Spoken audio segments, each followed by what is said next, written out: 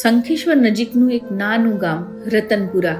અહીં રહે છે બે બહેનો, જુગની અને કુંદન. પણ આ માત્ર નામ નથી, આ બે અધૂરી કહાની છે. નાની ઉંમરે પિતાનું છત્ર છીનવાઈ ગયું અને મા એમને એકલા મૂકીને ચાલી ગઈ.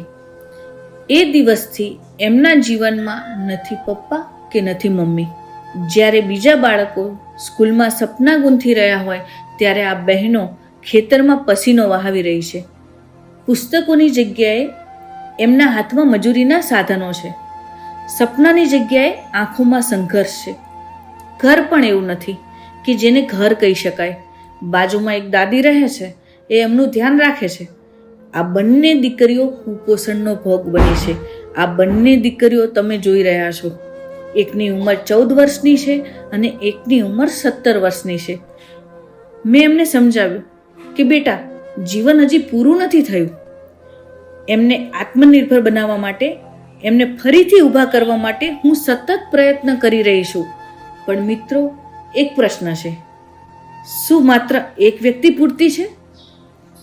શું આપણે જોઈને પણ અવગણના કરીશું? આજે એ બહેનોને તમારી જરૂર છે.